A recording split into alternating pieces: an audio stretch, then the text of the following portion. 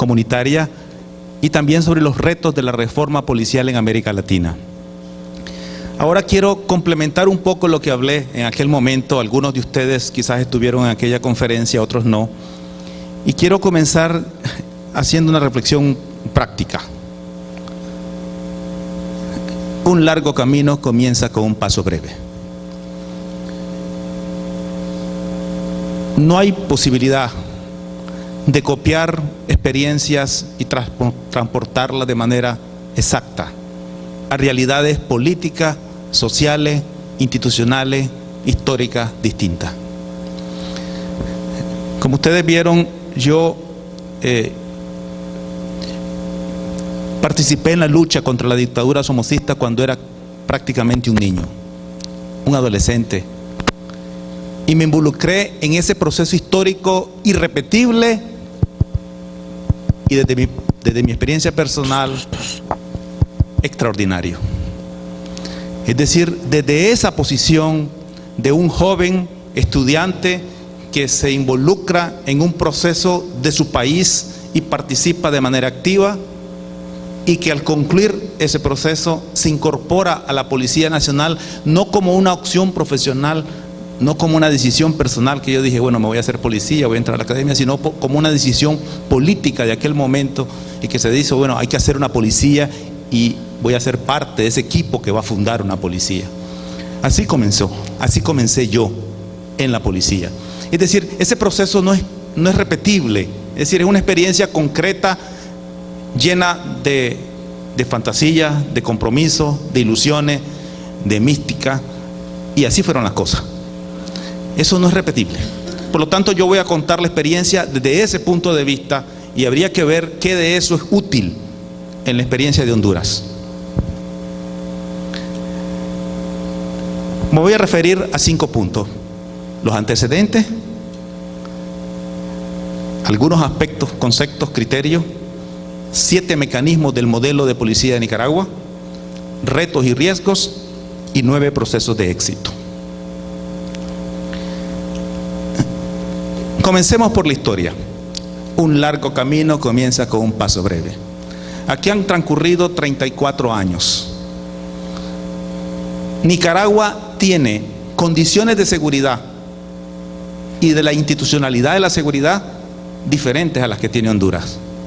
Pero las tiene así hoy, no porque hace 5 años, o hace 3 años, o hace 1 año alguien tomó una decisión, sino porque ha transcurrido un proceso continuo que a partir de 1979 afortunadamente tuvo una sostenibilidad y una visión de consenso que fue durable. Y esa es la diferencia. Esta diferencia no sin accidentes, no sin traumas. Del 79 al 89 se fundó la Policía de Nicaragua. De 0 pasó a ser una institución funcional. Del 90 al 96 hubo un proceso de ajuste político institucional, una crisis que obligó a replantear la policía y a reacomodarse a un contexto político distinto. Del 97 al 2002 se inició un proceso de modernización, y del 2003 al 2013 una continuidad institucional. Dado que este evento está dirigido a los actores políticos que van en la contienda electoral próxima en Honduras, quiero hacer una reflexión también política, aunque no soy político ni analista político.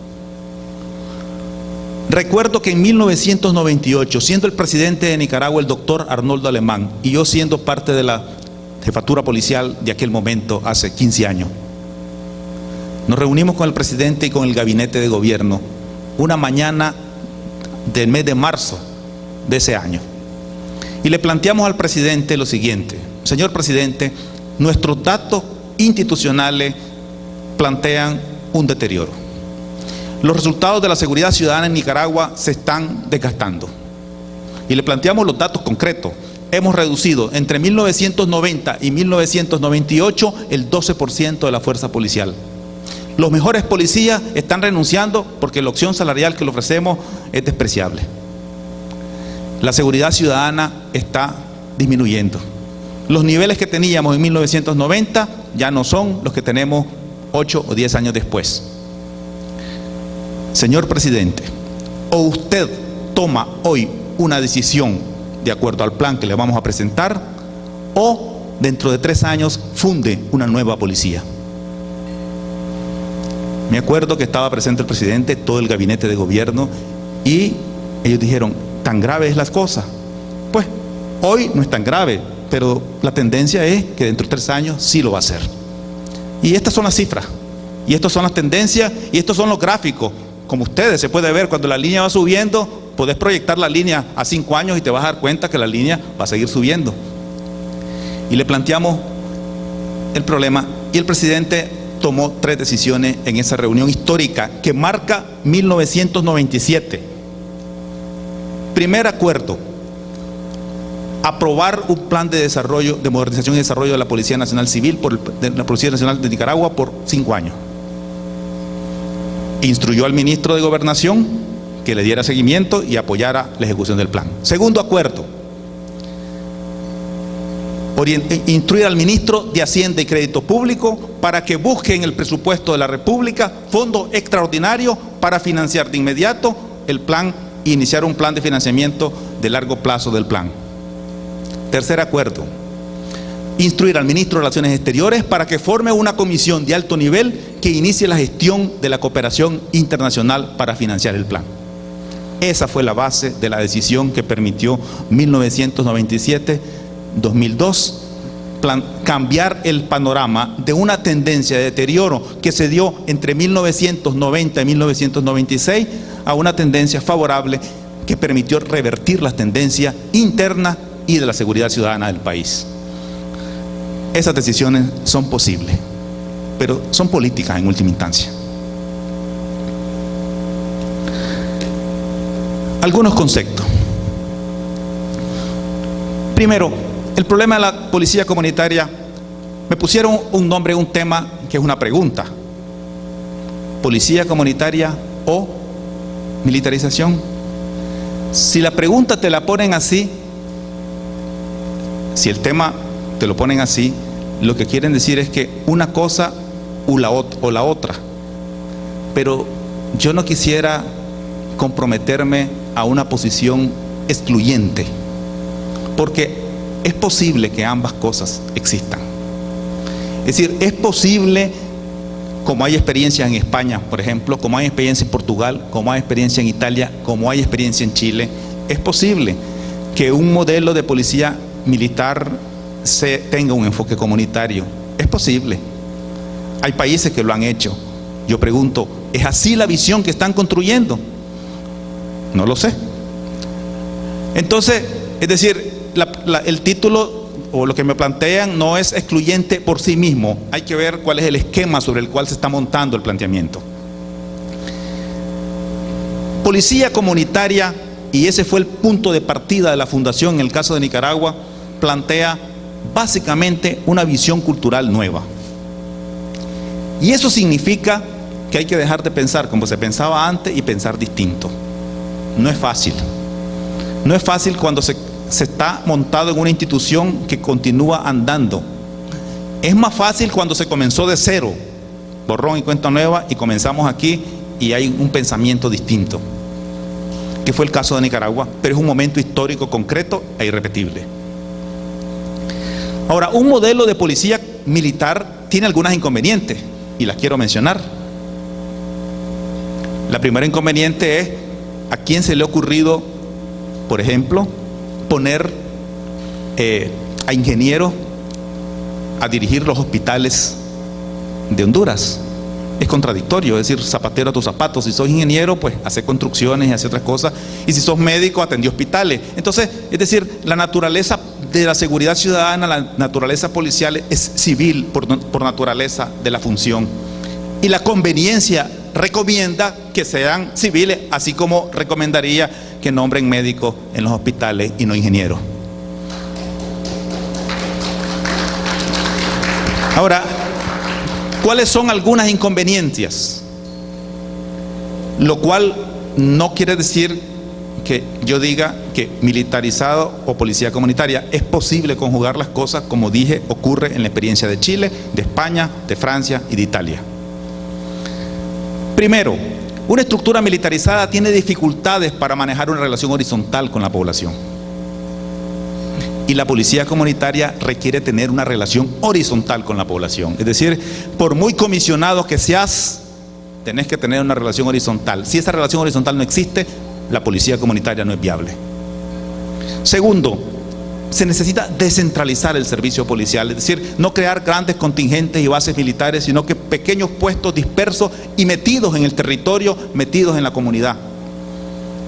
Se necesita atender de manera diferenciada las necesidades de seguridad desde el nivel local, profundamente descentralizada, profundamente desconcentrada. Pero además hay otro elemento importante: los policías deben ubicarse cercanos al lugar de origen. Por ejemplo, el compañero que habló antes decía, es decir, aquí trabajan policías de todos lados. Eso contradice el espíritu de una policía comunitaria. La policía comunitaria debe ser hablar el mismo lenguaje de la comunidad donde trabajas, entender a la gente, pero además que la gente te conozca, es decir, que sepa, este es el hijo de la fulanita. Sí, ¿cuál es el problema? Soy policía, el hijo de la fulanita que vive en la esquina. ¿Y conocen a tu abuelo? Sí. Alguien dice, no, pero eso es contradictorio porque después no puede hacer tu función. Bueno, entonces es una dificultad para formar una verdadera policía comunitaria. La policía comunitaria debe identificarse con la comunidad local, debe relacionarse, interactuar y participar de los conflictos cotidianos de la comunidad, celebrar la victoria del fútbol junto con la gente en la plaza y gritar junto con ellos cuando meten gol y cuando gana la selección nacional, como ayer. Un policía que no se inmuta ante eso, lamentablemente no es policía comunitario. El policía debe ser visibilizado por la gente, interactuar en la vida comunitaria. Pero hay otro elemento importante: la policía debe generar capacidad de atacar, de incidir y de prevenir la corrupción. No puede ser indiferente al fenómeno. Estos puntos de vista que yo les dije fueron asumidos institucionalmente en el caso de Nicaragua como parte de la cotidianidad. Pero le voy a decir algo: no se escribió un solo documento sobre esto hasta 10 años después. Es decir, alguien dice, bueno, llamaron consultores y vinieron y elaboraron. No hubo nada. Hubo una práctica, una cotidianidad, una forma de hacer las cosas, una manera de ver las cosas, una manera de entender la policía, que era así. La primera vez que se escribió un documento sobre esto fue en 1990, 10 años después.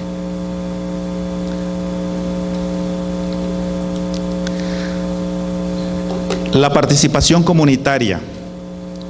Y un poco hago esta observación también a partir de la conferencia anterior. Yo pregunto, ¿cómo establecer los límites entre la participación comunitaria y la responsabilidad institucional? ¿Cómo no sustituir eso? Y aquí hay algunas cosas que comparto. Pienso que la comunidad organizada, por ejemplo, no debería realizar las acciones de la seguridad pública, porque si no, las competencias de la policía o de la seguridad pública se pierden. Y pienso, y es la experiencia nuestra, que tampoco debería financiar a las entidades de la seguridad pública, porque el financiamiento a la seguridad pública es responsabilidad del Estado y hay que exigirle al Estado que lo haga. Hay un refrán que dice, que no sé si aquí existe, dice, el que paga manda. Bueno, si yo pago las patrullas de la policía, tengan la plena seguridad que yo tengo mando casi en la policía. Y si la empresa X, que tiene mucho poder económico en un territorio, financia los viáticos de los policías, tengan la plena seguridad que esa empresa tiene capacidad de veto de cualquier decisión que la policía tome en esa jurisdicción. Por eso es que los ciudadanos deben pagar sus impuestos y el Estado debe financiar el gasto público que implica la policía. Ahora, ¿en qué debe involucrarse la comunidad? Primero, identifique sus necesidades. Diga, mire señores, resuelvan esto, miren, estos son problemas que hay que atender. Incida en las causas criminológicas de la violencia, es decir, por qué la violencia juvenil, por qué el consumo de drogas, por qué el problema de licor, por qué el uso de las armas de fuego, es decir, por qué el alumbrado público, por qué la basura, por qué el desorden, por qué los espacios públicos, es decir, esos aspectos. Incide y demande a las autoridades locales, incluso a la policía, que cumplan lo que deben hacer. Y además, controlar las actuaciones institucionales, es decir, Estado, hiciste mal las cosas, policía, hiciste mal las cosas, te denuncio, exijo explicaciones, exijo información transparente sobre lo que haces. Y como ciudadano, exijo que cumplas tu deber. Y no te sustituyo en el cumplimiento de tu deber, sino que te exijo que lo hagas. Me parece ese es el espíritu y esa es la visión que nosotros hemos tratado de impulsar allá. Bueno, este modelo de policía comunitaria, que se ha llamado policía comunitaria proactiva, tiene algunos mecanismos o instrumentos, y básicamente son 7. Primero, diagnóstico y planificación. ¿Dónde se monta la planificación? ¿Dónde se identifican las necesidades? De abajo para arriba. No es de arriba para abajo, es de abajo para arriba. Es decir, el municipio, el barrio, la comunidad, ¿dónde piensa que le aprieta el zapato? ¿Dónde piensa que están los problemas de la seguridad? Bueno, esos asuntos suben hasta arriba en el nivel municipal, departamental, nacional, y eso se transforma en plan, eso se transforma en estrategia, eso se transforma en programas que después se desencadenan a nivel territorial. Yo les conté la otra vez que me acuerdo que la primera vez que compartimos este esquema de planificación y de diagnóstico institucional fue en el año 2001, con una delegación del Banco Interamericano de Desarrollo. No sé si hay alguien del BID, porque veo que hay BID ahí. Y me acuerdo que cuando le explicamos cómo hacíamos la planificación institucional, nos dijeron: ¿y quién les hizo esa consultoría, ese diseño? ¿Cuánto le costó? Yo les dije: nosotros lo hicimos y no nos costó nada porque lo hicimos nosotros. Y ellos se asustaron porque no se explicaban cómo no habían venido consultores a diseñarnos ese mecanismo. Bueno, no vinieron consultores. Por eso yo estoy de acuerdo con Hugo Acero: no traigan consultores.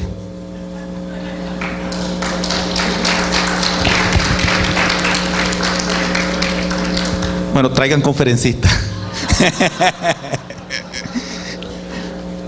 Bueno, primer punto fundamental: la planificación local descentralizada que se transforma en estrategias nacionales.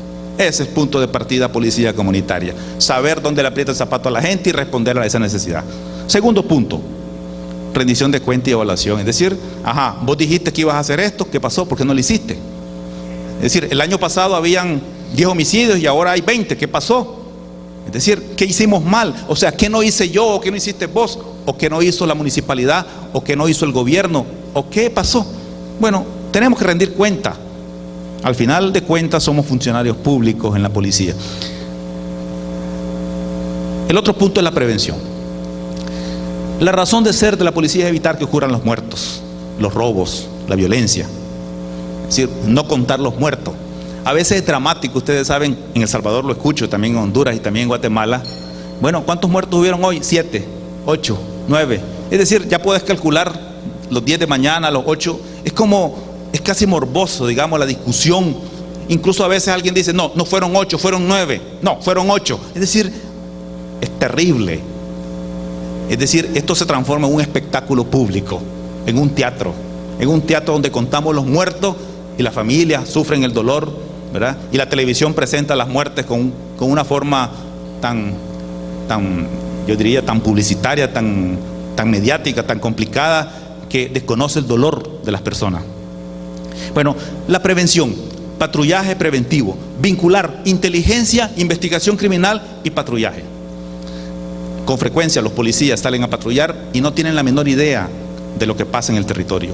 Están desinformados. Es decir, no es posible realizar prevención sin información. El policía que patrulla la calle debe estar informado que va a patrullar.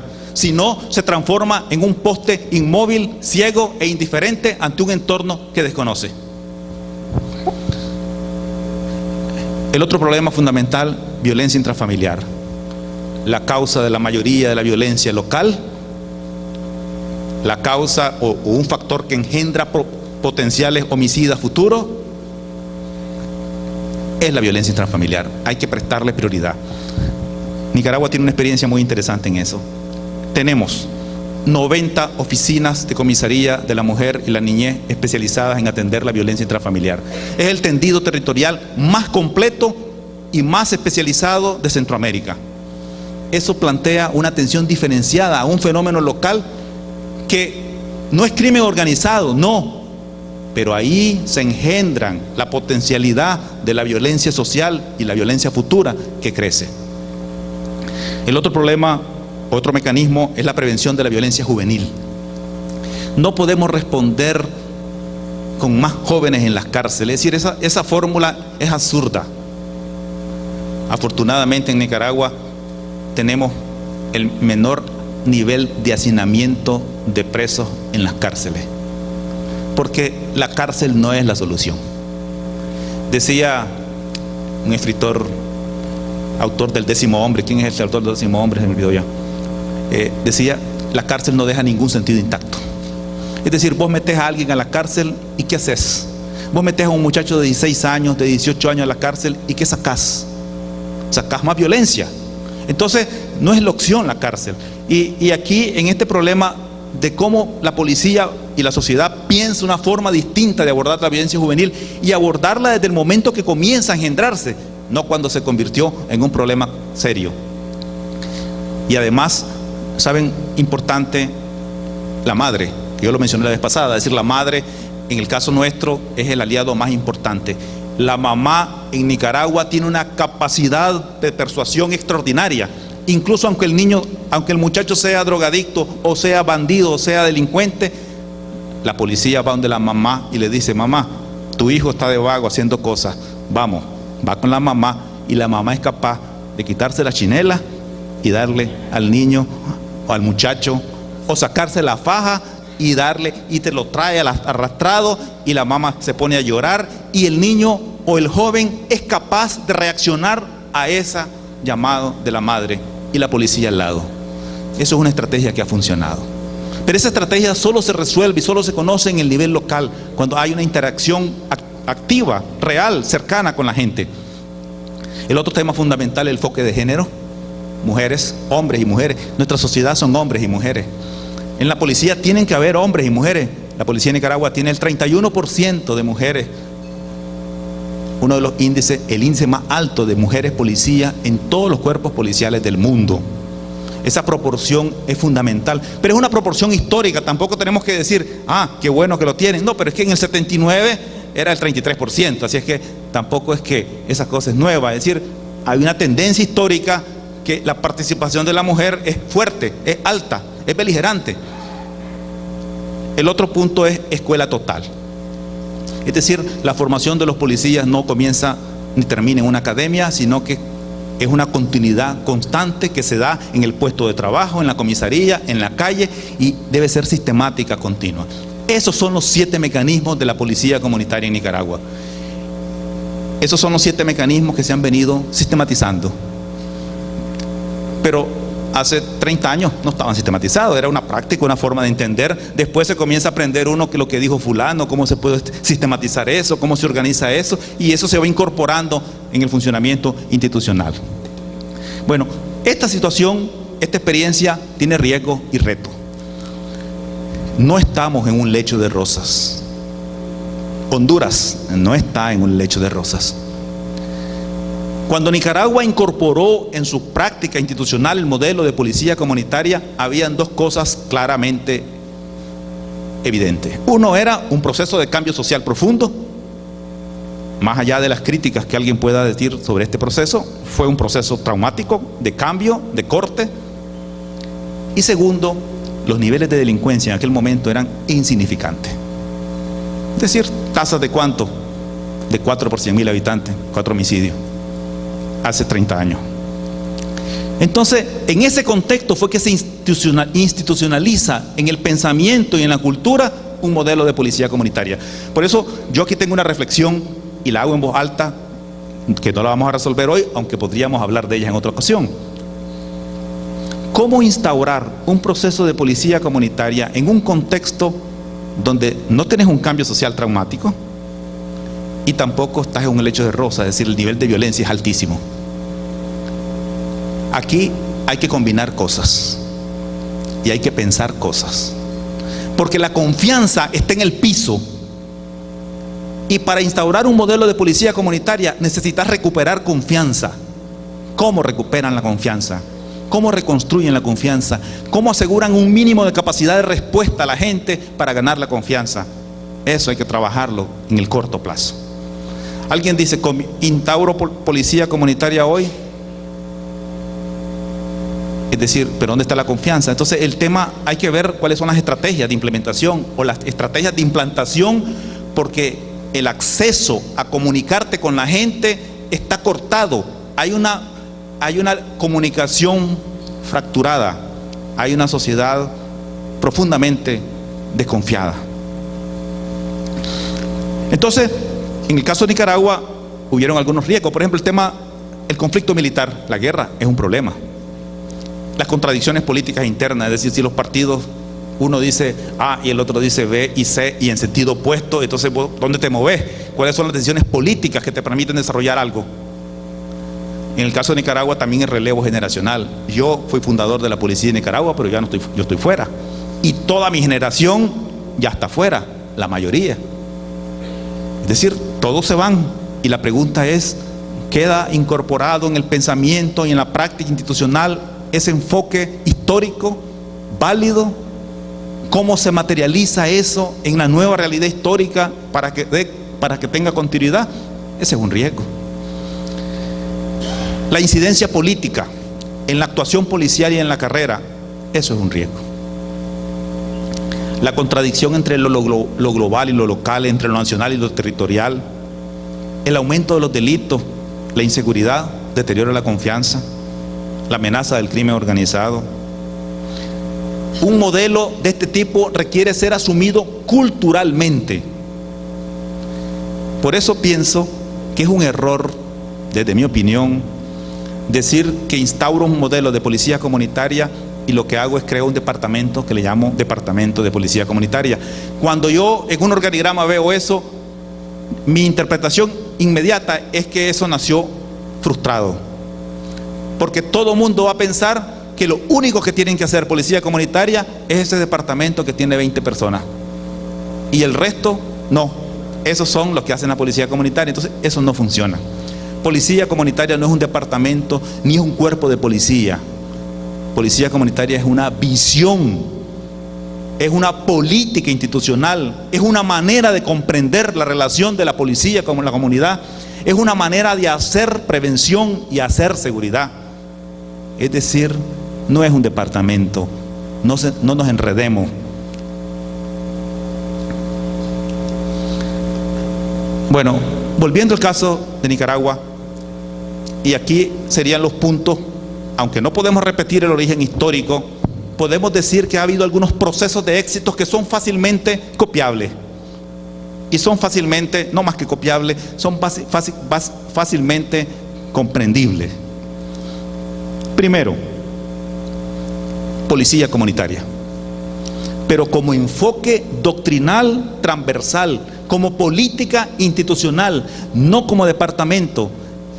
En Nicaragua, en la policía, nunca ha habido ni un departamento ni una dirección que se llame policía comunitaria. Nunca, ni habrá, porque no es esa la concepción del enfoque. El enfoque es visión, doctrina. Segundo, el abordaje de la violencia juvenil, es decir, una forma distinta de ver a los jóvenes. Miren, todos ustedes que están sentados allá y yo que estoy aquí, fuimos hace 20 o 30 años jóvenes. Así es que podemos saber cómo piensan los jóvenes. Claro que sabemos, tenemos inquietudes, ¿no? ¿Alguno de ustedes sabe de alguna bandidencia que hizo hace 30 años? ¿O le da vergüenza recordarla? Bueno, todos sabemos alguna bandidencia que hicimos hace 30 años o hace 20 años. Bueno, estos jóvenes nuestros que nos relevan hoy y nuestros hijos tienen una forma de pensar distinta, pero son jóvenes y tienen las características de los jóvenes. Tenemos que aprender a abordar los conflictos de la juventud de manera distinta, de manera menos coercitiva, de manera menos penalizada, con una visión distinta. El tema de la violencia intrafamiliar es fundamental.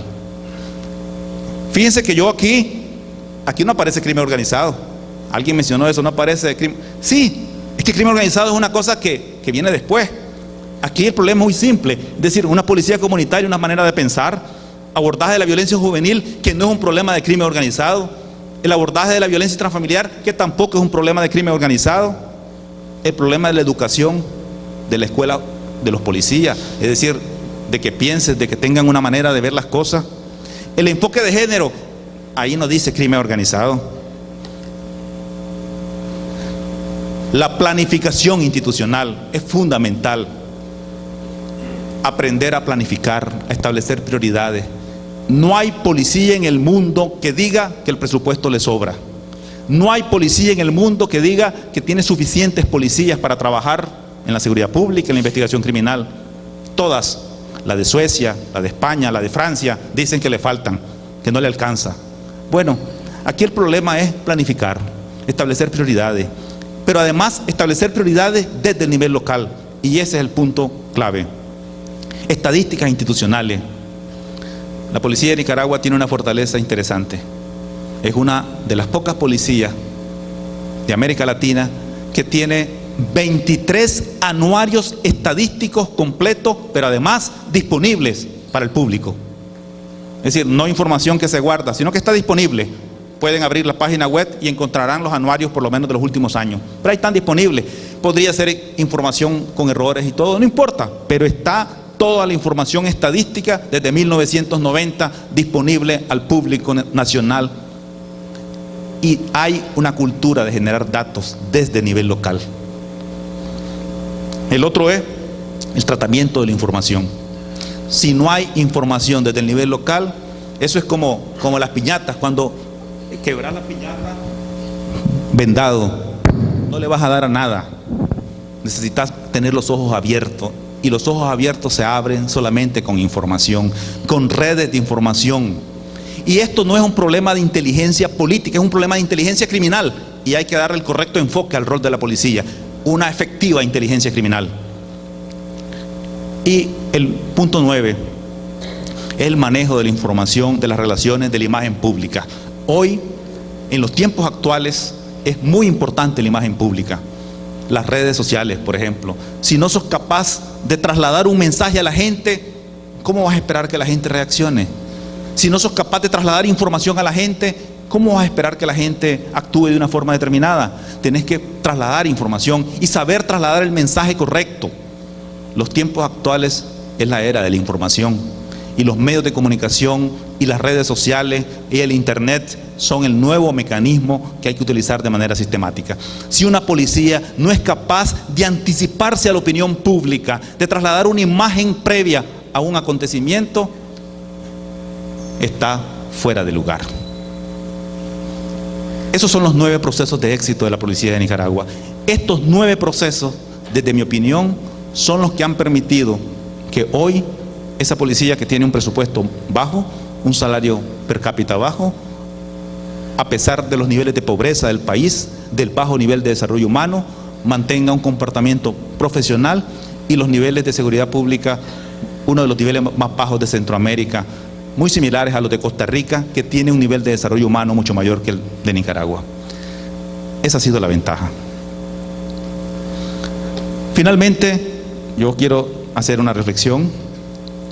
La policía y la seguridad ciudadana de Honduras es producto de la evolución política, social, histórica e institucional. Es decir, no se trata de que venga una varita mágica y diga, hágase la luz, y la luz se hizo. No es así.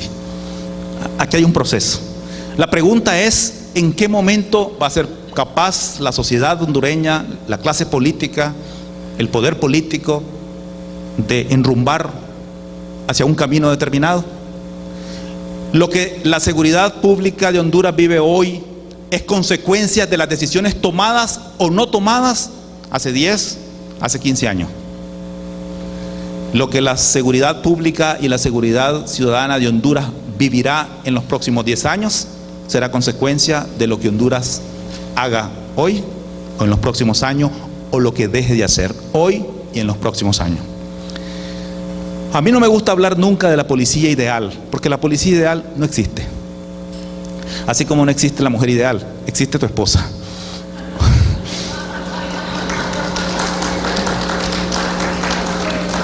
Que podría ser la ideal. Todo mundo siempre trata de que sea la ideal, pero es la posible. La policía posible es la que los hondureños puedan construir a partir del consenso social y político básico, con visión de largo plazo, para sostenerla y desarrollarla en el transcurso del tiempo. No es, como dice el Génesis, hágase la luz, y la luz se hizo. Muchas gracias.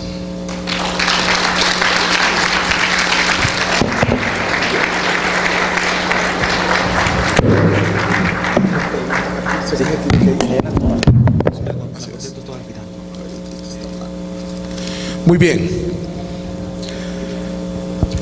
Lamentablemente, nuestro invitado especial se tiene que retirar porque tiene que viajar.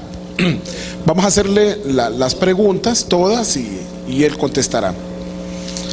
La primera tiene que ver con corrupción. Pregunta uno de nuestros participantes si como se manejan los salarios bajos en Nicaragua, bajísimos por ejemplo en comparación a otros países, ¿cómo han impulsado un proceso de disminución de la corrupción, la extorsión y los vínculos de sus integrantes con las bandas criminales, la delincuencia común, etcétera? Segunda, ¿cómo usted podría explicar que en Nicaragua la incidencia de maras y pandillas es menor que en otros países cercanos como Honduras o El Salvador?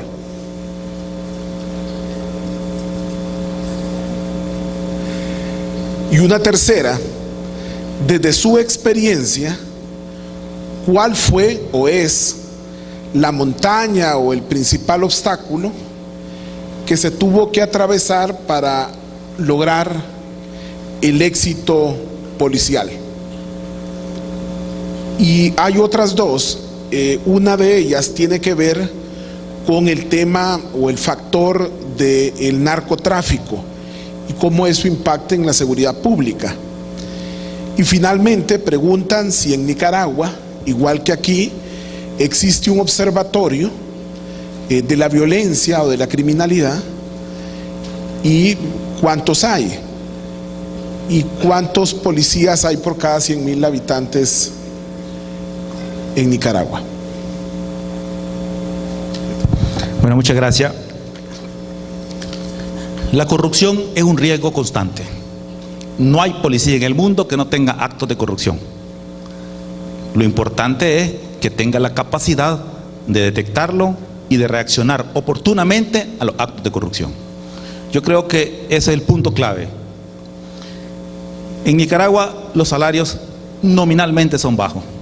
Si ustedes me dicen cuánto gana un policía de aquí y cuánto gana un policía de El Salvador, por ejemplo, en Nicaragua gana $250, el equivalente, y en El Salvador gana 500. Pero no es posible hacer esas comparaciones tan aritméticas, porque el nivel de vida, el costo de vida de El Salvador es mayor. Es decir, en El Salvador vos gastas más, te cuesta más la vida. En Nicaragua es más bajo el costo de la vida. Yo no sé si ustedes conocen Nicaragua, pero seguramente pueden comer con menos dinero. Pero hay otras cosas importantes. En Nicaragua el policía se le da la comida en el día, en la unidad policial, recibe uniforme gratis, no tiene que pagar nada, tiene uso del transporte colectivo gratis, de uniforme o sin uniforme, con carnet. También puede acceder a supermercados sin impuestos y a tiendas sin impuestos. Es decir, hay un subsidio social bastante amplio que tiene largos años. De tal forma que el salario real se transforma en otra cosa. Pero hay dos elementos claves para que la corrupción se disminuya. No solamente la capacidad de control, de vigilancia institucional, sino también la capacidad de vigilancia social. Es decir, la gente ve, y el prestigio social. Es decir, vos querés tener prestigio social porque en la comunidad te conocen. Es decir, no te podés quemar tan rápidamente. Entonces eso se convierte en un control. ¿Y saben otro mecanismo? Cuando vos trasladás a un policía y lo mandás al rincón del mundo, nadie lo conoce. Se hace bandido. Pero si no se hace bandido, es como dice, me ha ido también en el matrimonio que estoy haciendo sucursales en todo el país. Pero entonces cae en la trampa. ¿Saben cuál es la trampa? Tiene una mujer aquí, porque es su esposa, como lo mandaron al otro extremo, se encontró una amiga y tiene un hijo, y después la economía lo ahoga y ya no le alcanza para nada. Y ese es un riesgo alto. Pero si vos le decís, no, aquí cada quien vive y trabaja en su jurisdicción, es más difícil. Siempre es posible, porque bueno, el que es bandido, es bandido. O gallina que come huevo, ni que le quemen el pico, dice. Pero son riesgos, reduce los riesgos. Miren, ¿saben ustedes cuáles son los 3 mecanismos de control de la corrupción? Se los voy a dar en orden de importancia. El primer mecanismo es la familia. Exigirle al policía que tenga esposa, que tenga hijos y que viva con ellos. O sea, no exigirle, pues, pero está pendiente de eso. No lo desarraigues de la familia, la esposa, los hijos. Eso es un mecanismo de control de la corrupción efectivo. Segundo mecanismo, social, la comunidad. Ponerlo cerca del lugar donde todos los conozcan. Es difícil que se enrede, la piensa. Tercer mecanismo, el institucional. Pero no pongan el institucional en primer lugar, pónganlo en tercer lugar. El primer mecanismo de control contra la corrupción es la familia, la esposa o el esposo y los hijos. El segundo es la comunidad donde trabajan. Y eso es un enfoque de policía comunitaria. No depositen todo en que la institución Asuntos Internos va a tener la capacidad de hacerlo. Eso necesitaría tener un asuntos internos inmenso, imposible de sostener económicamente. Bueno, segundo punto, ¿por qué las maras son pocas? Bueno, para comenzar, no hay maras. Lo que hay son pandillas locales, con jurisdicción local. ¿Y saben cuál ha sido la fórmula? Yo diría que han sido 3 cosas. Primera cosa, no actúes contra esas expresiones rebeldes de los jóvenes de manera coercitiva y de manera aplastante. Porque si actúas así, vas a tener una reacción violenta. Actúa en consideración a esa realidad. Primer punto importante. Entonces no te ganes enemigo, es decir, habla con los muchachos cuando están comenzando las cosas. Segundo punto, involucrar a la familia o a la mamá. Porque ustedes saben que muchas familias nuestras no tienen padre, está la mamá, involucrarlo. Y tercer mecanismo, involucrar a la comunidad. Es decir, este no es un problema de la policía, señores, en este barrio hay 10 muchachos vagos y problemáticos, ¿qué hacemos con ellos? A ver, ¿qué vamos a hacer? Ese es el problema. Es decir, la solución es comunitaria también, y eso es enfoque de policía comunitaria. Tercera pregunta, ¿cuál ha sido el principal obstáculo de Nicaragua? ¿Saben cuál ha sido el principal obstáculo y seguirá siendo el principal obstáculo? La capacidad de lograr consensos políticos sobre el enfoque de la policía. Pero afortunadamente, en la historia que yo les planteé de estos años que están aquí, ahí en cada periodo de eso hubo un momento histórico que el país fue capaz de sentarse, la fuerza política, y llegar a acuerdos y continuidad. Eso es lo clave.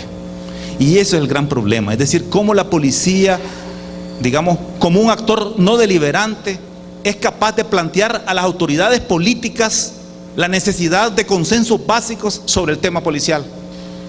Así como yo les presté el caso del doctor Alemán cuando fue presidente en su momento, y le dije, presidente, bueno, le planteamos eso, aquí está la decisión, ustedes decidan, o hacen dentro de 3 años otra policía, o fortalecen la que existe y continúan andando.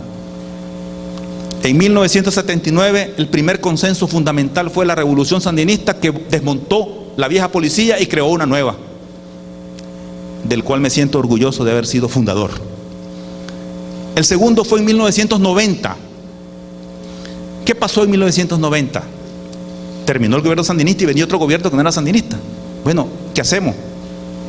Bueno, actores políticos, siéntense. Entonces dijeron, miren señores, esta policía es cierto, tiene origen sandinista, pero tiene fortaleza. Bueno, quitémosle lo que no nos gusta, preservemos lo fundamental y hagamos un compromiso. Y hubo un acuerdo que se llamó Acuerdo de Transición en 1990, donde se dijo, se preserva la naturaleza y las características de la policía de Nicaragua y se superan estos 3 problemitas que están aquí. Perfecto.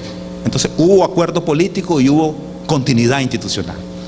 El otro gran acuerdo se da entre 96 y 97. Se crea el marco jurídico institucional, una ley de policía que se aprobó en el Congreso de Nicaragua con el 100% de los votos de los parlamentarios. Es decir, hubo consenso total sobre esa ley.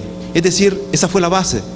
Si se logra construir consensos políticos sobre temas comunes, es posible avanzar en una continuidad institucional. Bueno, narcotráfico. Aquí vamos al mismo punto. el narcotráfico para existir necesita territorio y gente. Si vos tenés una expresión comunitaria, tenés posibilidades de saber qué pasa en el territorio. Somos una región vulnerable por nuestra ubicación geográfica y tenemos que enfrentar un fenómeno extrarregional de manera permanente. Pero podemos enfrentarlo si generamos capacidad local para abordarlo. Y no es solamente capacidad central, nacional, es capacidad local. La gente en el nivel local capaz de entender que es un fenómeno que le afecta y capaz de informar si tiene confianza a las autoridades correspondientes. Esto es como la gripe, mara o narcotráfico. Miren, si yo estornudo porque tengo gripe, a lo mejor hay 3 que al día siguiente están en cama con calentura, pero a lo mejor la mayoría no. ¿Por qué? Porque esos 3 tenían las defensas bajas, estaban muy vulnerables, tenían su sistema inmunológico bajo y entonces se les pega la gripe. Las maras están en el escenario, están en el territorio centroamericano, el narcotráfico está, pero la pregunta es ¿por qué se pega en un lado y por qué no se pega en otro? ¿Saben por qué no? Porque el sistema inmunológico de ese cuerpo permite rechazar ese virus o padecerlo con menos trauma. Y la última, bueno, existe un observatorio en la Universidad Nacional de Nicaragua, pero no es tan bueno, quiero decir con franqueza, no es tan bueno ni tan completo como el observatorio que tienen en la Universidad Nacional de Honduras. Pero, ¿saben por qué? Porque en Nicaragua, como la policía genera una estadística sistemática de hace 22 años, o sea, como que la necesidad no es tan grave, porque se dispone de información pública disponible a la gente de manera periódica. Entonces, la necesidad no es tan grave. Aquí alguien preguntó hoy, ¿cuántos policías tiene la policía de Honduras? Y a mí me llamó la atención ayer que leí un diario nacional que dice el periodista, yo no sé si el periodista no investigó bien, pero dice, no fue imposible conocer la cifra exacta de los policías que tiene Honduras. Parece que es como secreto de Estado. Yo pregunto, ¿cómo va a ser secreto de Estado saber cuántos policías tiene la Policía Nacional de Honduras? Ese es un dato que debería estar en la página web disponible para cualquier ciudadano que quiera saberlo.